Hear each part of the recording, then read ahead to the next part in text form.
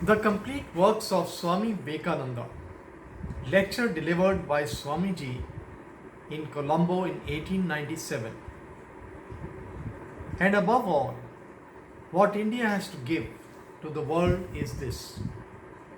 If we watch the growth and development of religions in different races, we shall always find that each tribe at the beginning has a god of his own. If the tribes are allied to each other, these gods will have a generic name. For example, all the Babylonian gods had. When the Babylonians were divided into many races, they had the generic name of Baal, just as the Jewish races had different gods with the common name of Moloch. And at the same time, you will find that one of these tribes became superior to the rest and lay claim to its own king as the king over all. Therefrom, it naturally follows that it also wants to preserve its own god as the god of all the races. Baal Merodach, said the Babylonians, was the greatest god. All the others were inferior. Moloch, Yahweh, was superior over all other Molochs. And these questions had to be decided by the fortunes of battle. The same struggle was here also. In India, the same competing gods had been struggling with each other for supremacy. But the great good fortune of this country and of the world was that there came out of the midst of the din and confusion a voice that declared, that which exists is one. Sages call it by various names. It is not that Shiva is superior to Vishnu, nor that Vishnu is everything and Shiva is nothing. But it is the same one whom you call either Shiva or Vishnu, or by 100 other names. The names are different, but it is the same one. The whole history you may have read in these few words. The whole history has been a repetition in massive language with tremendous power of that one central doctrine. It was repeated in the land till it had entered into the blood of the nation, till it began to tingle with every drop of the blood that flowed in its veins, till it became one with the life, part and parcel of the material of which it was composed.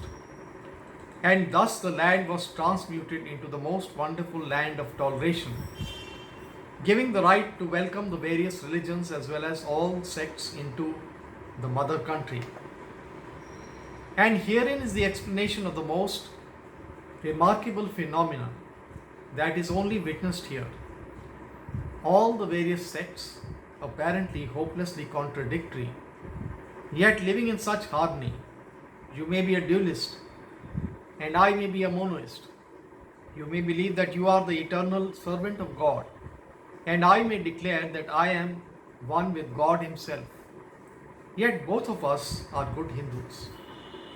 How is that possible? Read then. That which exists is one. Sages call it by various names. Above all others, my countrymen, this is the one grand truth that we have to teach the world. Even the most educated people of other countries turn up their noses at an angle of 45 degrees and call our religion idolatry. I have seen that, and they never stop to think what a mass of superstition there was in their own heads. It is still so everywhere. This tremendous sectarianism, the low narrowness of the mind, the thing which a man has is the only thing worth living.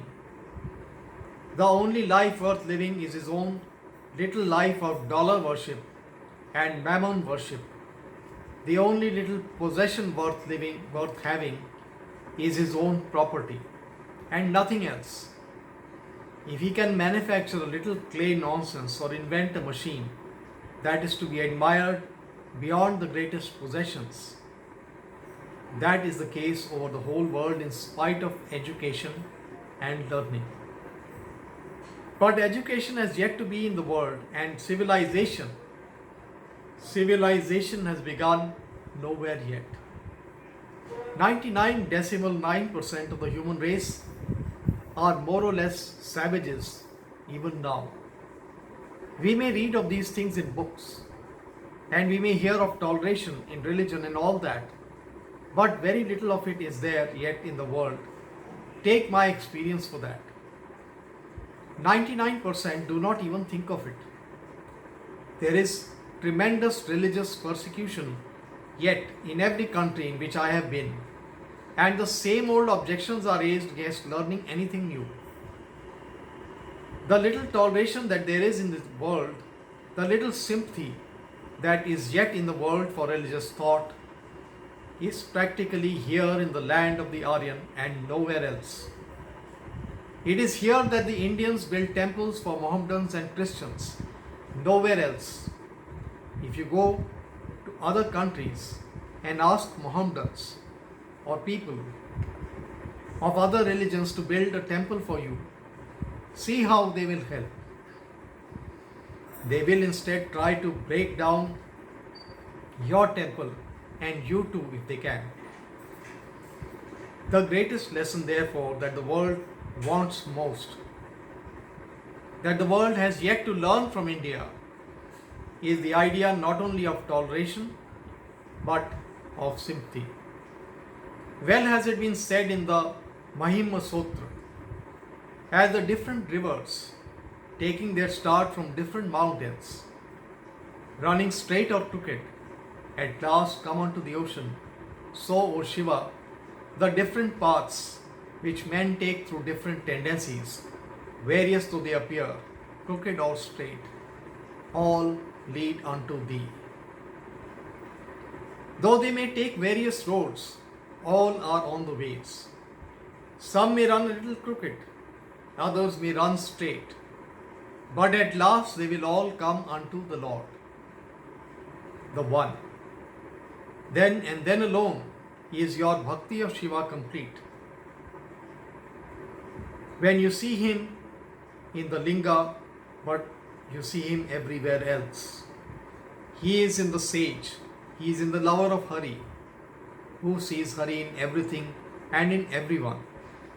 If you are a real lover of Shiva, you must see him in everything and in everyone. You must see that every worship is given unto see him everywhere. He is the sage, he is the lover of Hari, who sees Hari in everything and in everyone. If you are a real lover of Shiva, you must see him in everything and in everyone. You must see that every worship is given unto him, whatever may be the name or the form. All that knees bending towards the Kaaba or kneeling in a Christian church or in a Buddhist temple are kneeling to him, whether they know it or not, whether they are conscious of it or not.